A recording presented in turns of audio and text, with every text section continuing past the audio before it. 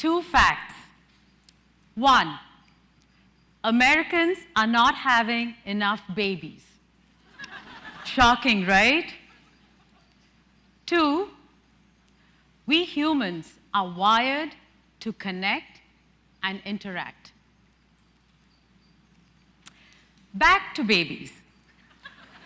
We need a fertility rate of 2.1 births per childbearing person for a generation to replace itself.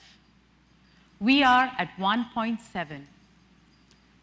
I have 3, and I have no intentions of having any more. Why is this important? Baby boomers are retiring and rapidly exiting the workforce. And with low birth rates, this impacts our workforce replacement, which in turn affects our economic growth and contributions to social security. For the last several decades, immigration is what has kept America's net population growing and has been one of the key solutions to our workforce needs. What has changed are the source countries. They're no longer majority European. Next, on to fact 2. From the ancient Silk Road before Common Era to today's routes and networks accelerated by information technology, globalization has been a reality for thousands of years. We typically associate globalization with the flow of goods and commodities. But globalization is also the encounters of people and cultures, caused not just by economics, but also factors such as ease of mobility, geopolitical machinations, and climate change. These encounters lead to increased interactions between people with different worldviews.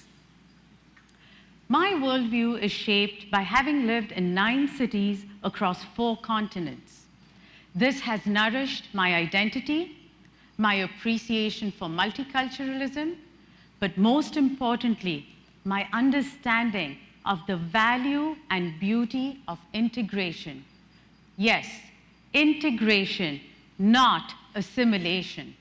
It's not just semantics, especially in the context of a newcomer's identity and sense of belonging.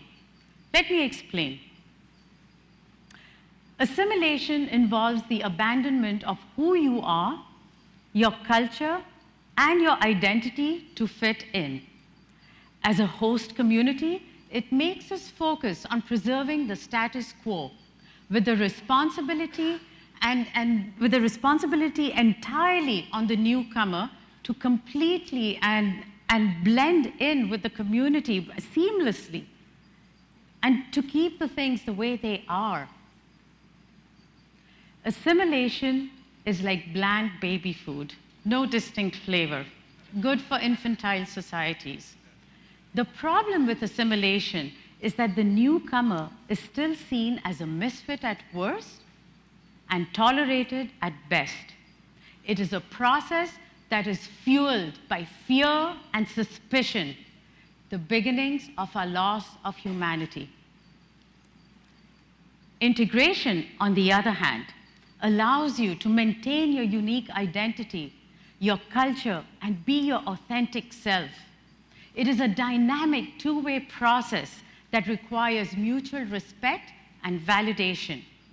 The responsibility of integration does not fall entirely on the newcomer, but the host community is also open to new ideas and new ways of thinking. Integration is like fruit salad, each piece maintaining its own uniqueness.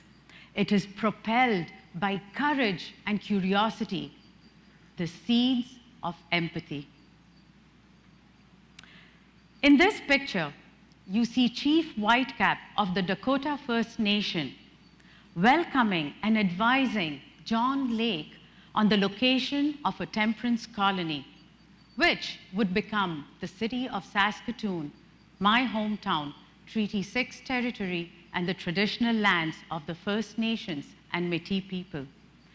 It is in this gesture that I'm reminded of an encounter with an Indigenous elder who spoke about his ancestors welcoming strangers, and for those strangers not having to abandon their cultures and lifestyles. To me, this is the essence that encapsulates the wisdom of inclusion and integration that has made the New World what it is. The expectation of assimilation was not on the settler. Regardless of the politics, policies, and rhetoric around immigration, there seems to be a collective amnesia that most of our ancestors are relatively new settlers to this land.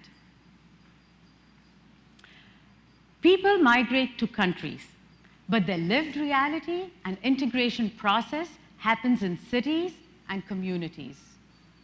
Integration happens in 4 main spheres: economic, social, cultural, and civic. What happens in one sphere definitely affects the others. They are interdependent and non-linear.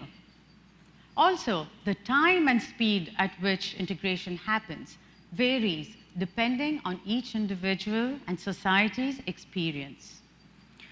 I want to share quite simply what I have learned, observed in my integration process, both as a newcomer and as part of a host community. The practical sensibility of bringing food to the table necessitates quick economic integration. It is a pathway to self-sufficiency. To better understand the host community's role in economic integration, I pose a few simple questions. Is your organization adept and intentional about hiring diversity? Are resumes selected even though the name is a combination of syllables unfamiliar to you? Do you, as an employer, value and promote cultural competency and anti-bias training? Economic integration is key to early successful settlement, which then opens up a path to creating a sense of belonging. However, at the end of the day, the goal of economic integration is not just to have a fulfilled labor market. It's also to have a harmonious community and a socially cohesive society.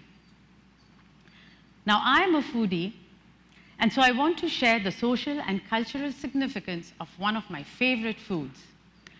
We have come to call pizza as American food, even though it is historically tied to Italy, which in turn was influenced by the Chinese scallion pancake that Marco Polo got back from his travels, not to mention the tomatoes that came from Peru.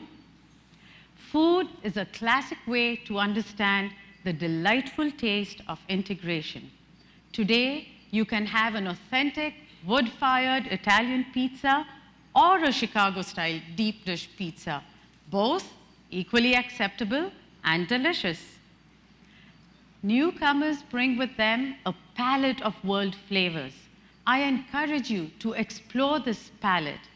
Better yet, break bread with somebody who eats lefse or tortilla or injera or naan.